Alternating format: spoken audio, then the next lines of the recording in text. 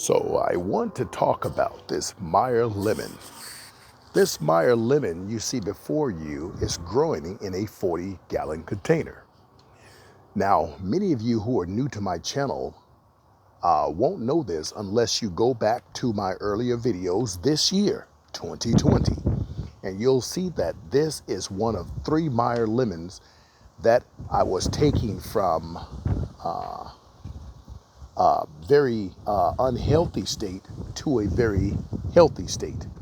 In other words, these Meyer lemons that you see here, this particular one in general, I did a video about it, how to take a Meyer lemon from a bare state to a healthy state. Well, you see the proof is in the pudding. Let me explain something to you right now. When it comes to your lemons, Meyer lemons are the most finicky when it comes to lemons. When it comes to your citrus trees, in general, Meyer lemons are the most finicky. You could easily grow Eureka lemons and all the other varieties of lemons, but Meyer lemons, oh my goodness, they are finicky. Now, my original Meyer lemons, they did well in the old amendments I used to carry and share on my channel. It actually wasn't my amendments, it was amendments that was created by a company called Four Winds Growers. 65% azaleas rhododendron soil mix made for acid-loving plants, 30% wood bark, and 5% coco coir. Over the years, I found out that about the 3rd year, you're going to get a lot of sludge. And the sludge is the buildup of the peat moss and coco coir that simply dries and hardens in certain spots within the soil. In other spots, it's just become slime, believe it or not. That's not good. Anything rotten inside of your soil is going to attract some of the most nastiest insects.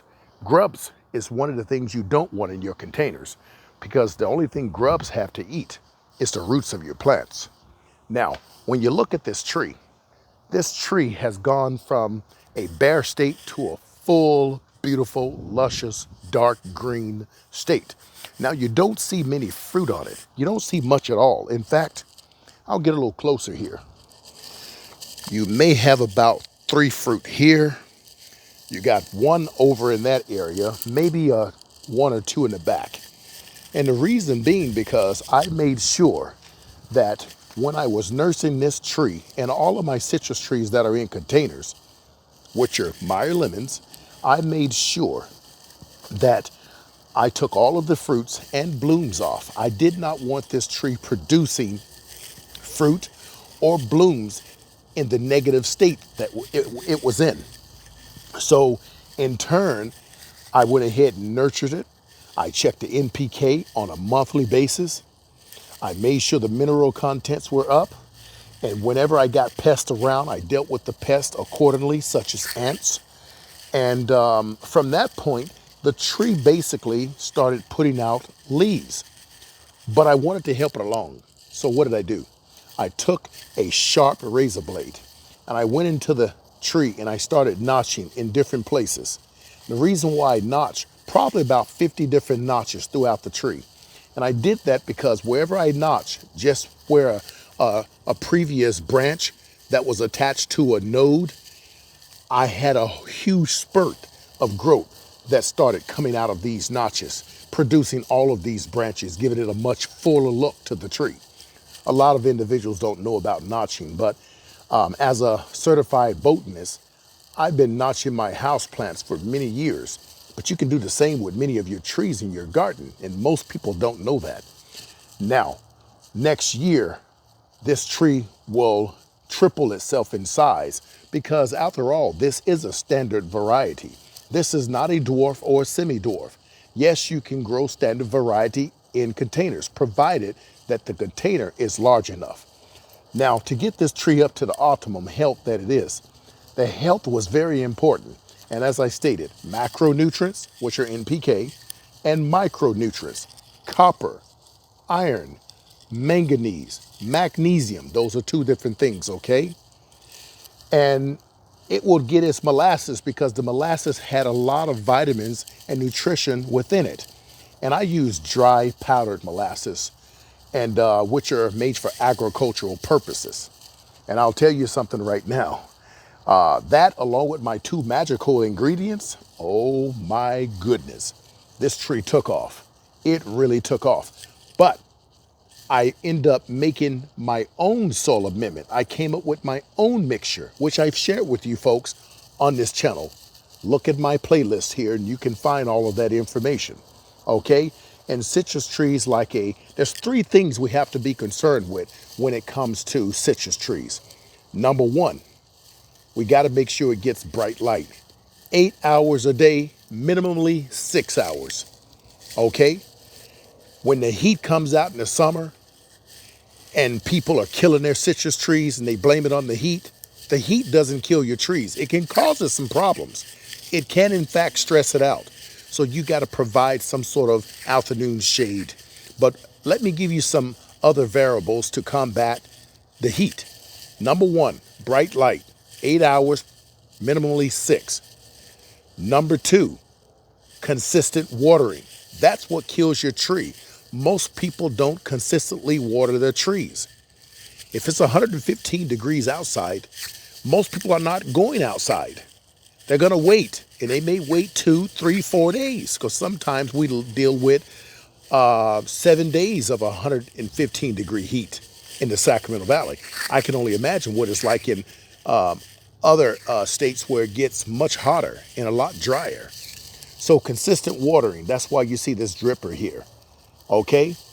And so I water at minimally once a week, and in the any temperatures that reaches 95 and over, then I'll make sure I water at least twice a week or every other day for 5 to 10 minutes at a time, because I want that entire root ball saturated. And see, the issue here is when there's no consistent watering, people tend to water by hand. Watering by hand is a bad thing when it comes to your fruit trees and your citrus trees, anything in containers, because what your trees are relying on is you feeding them, you giving them water, rather than when they need water. Had you had a timer or a drip irrigation system set up, which is simple to do, if you got a spigot in your backyard, it should not be a problem. Set it up and let it come on at the time intervals that your tree needs the water. Don't do it when you want to do it. That's called lazy gardening. I understand that watering your trees kind of brings you closer to the garden. I'm a big fan of that. However, there's a time when you need to say, you know what? I need to think more about my trees. Sacrifice your feelings for your trees' feelings. If you want to say they have feelings, right? They are spirits. They do have spirits. Every living thing has a spirit. So now that we have two things, let's go to the third. Remember the first one? Bright light. Second one, consistent water. The third one is what? Drainage. These trees got to have drainage. You need a soil that's going to be well draining enough, but rich in nutrients. So you don't want it so porous that the water just goes out, because water is always going to go at its least resistance. It's going to go to the path of least resistance. That's to the size of the containers, and it's going to miss the root ball. So if you're watering by hand, be careful, because if you end up killing a citrus tree, in this case a Meyer lemon, it's not because you didn't give it enough water, because most citrus trees, if not all, like to be sort of on the drought side. So from the top to about 6 inches below the soil, let it dry out, and then you water it again. The problem with watering by hand, we overwater it, creating a very sludgy, soaked soil. And when that happens, you attract gnats. And when gnats come, well, gnats are going to do some damage. They're going to lay eggs and build a colony. And the eggs are going to suck the life out of your roots of your trees, okay? Ants also like gnats, I'm telling you. And when you got that sort of environment in your soil where it starts to stench, rotten, well, it's not good for any tree's roots. Here's your Meyer lemon. Take a good look at it. Take a really, really good look at it. And I'll tell you something right now. Let's get a little closer. And I want you to notice how beautiful it is. In fact, let's go do a walk around a little closer to it. And before I do that, I had 3 of these, remember? I'll put the video up. I'll put both of them up. I gave one to a good friend of mine named Brian Guzman, and the other 2 I have here. So let's go ahead and get a close look. So you see how full it is. There's no bare spots, no bare places. You see that it's in bloom in some areas, and over here as well. And see this right here? Here's a clear example of what leaf miner is. This is leaf miner, and I'm not bothered by it. Leaf miner normally will attack the very young leaves, not the large leaves, the very young leaves. Now this is leaf miner. Now what I do to things like this, I just simply take my shears and I clip here, and if I see the leaf miner going down, I clip there.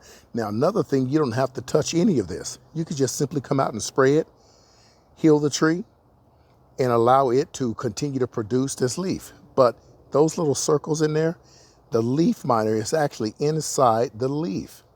So you see what I'm doing to it? I'm disrupting this path. All right? So don't be afraid of leaf miner unless it literally takes over the entire tree. I'll show you where it ended up on a bigger tree. You see that? You can see where it slides around here. Now, some people may get this confused because let's go underneath it. See, on the top, it can easily be a snail or a small slug. But let's go underneath it. See underneath it? See that shiny? That's leaf miner. Okay, you see that? Look at the shape. Look at what it looks like, and you'll understand. So you folks have an idea what leaf miner truly looks like. Anyhow, it's a beautiful tree. It's come back, and it's doing well. So, what do you think? So, I've done well, right? Think I did good? Good job in rehabilitating a bare Meyer lemon back to full health.